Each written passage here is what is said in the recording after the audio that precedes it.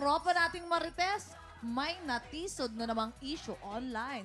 Humanda na dahil heto na nga!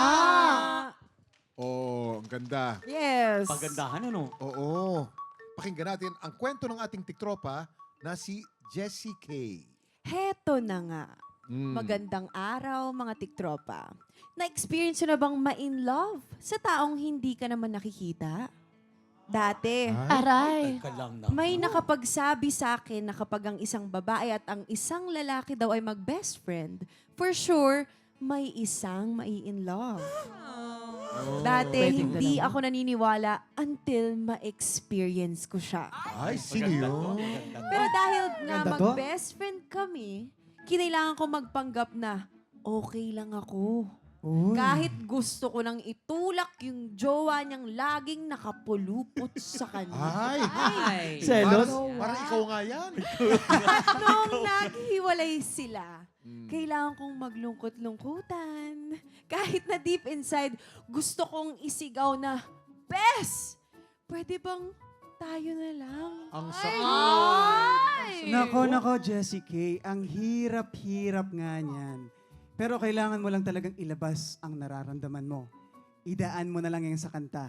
Kaya para sa'yo, ang awitin ni Sir Christian Bautista mula sa Ayos Playlist.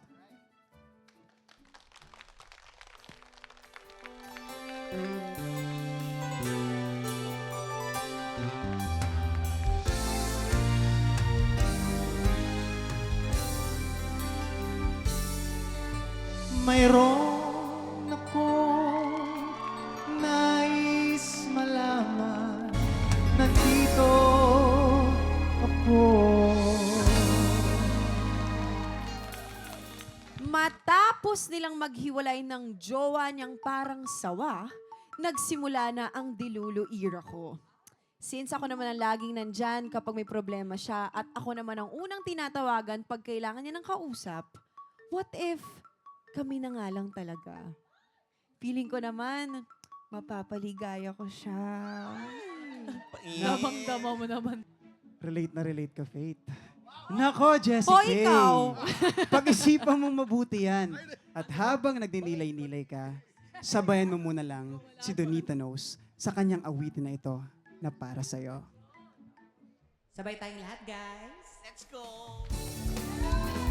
Ilang awit pa ba ang aawitin o giliw ko? Ligaya!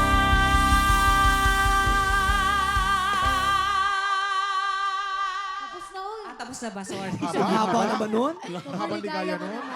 Pero heto na nga mga tiktropa. Sa tuwing maglalakas loob ako na umamin, napapaisip ako, paano kung hindi niya pala ako bet? Or papaano kung hindi kami mag-work? Yun lang. Hindi lang ako mawawalan ng love life, pareho kaming mawawalan ng best friend. Ano sa tingin ninyo? Aamin ba ako? Or should I forever hold my peace? Nagmamahal, Jessie Ang K. ganda. Jessie K. Jessie K. Alam nyo, lahat tayo pinagdaanan yan, sort of. Opo. Oo. Yung friend zone na meron namang laman, di ba? Ay, oo naman. Jessica, ikaw muna. Ako parang ilaban niya.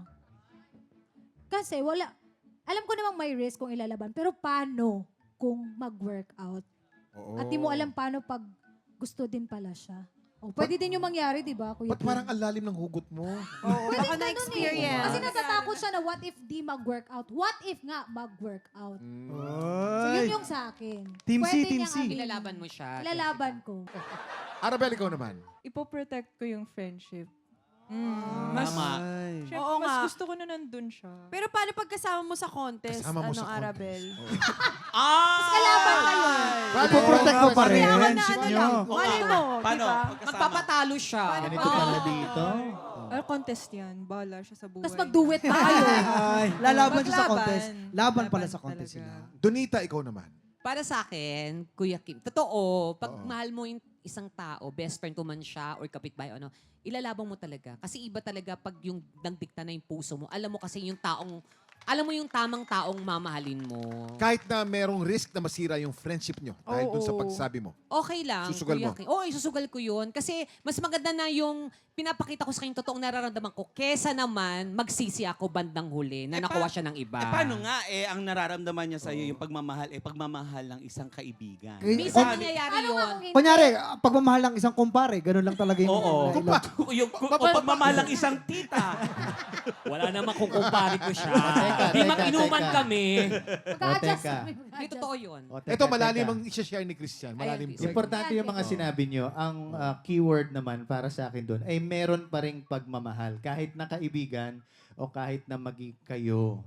Yan. So kung ako ilalaban dahil kung sasabihin niya, teka, ayokong mawala ang friendship natin. Kung mahal ka talaga niya as a friend, hindi pa rin mawawala ang pagkakaibigan niyo. Ayan. Perfect. Tama. Lumaban ka Ganon. man, win ka pa rin. Kaya naman kayo mga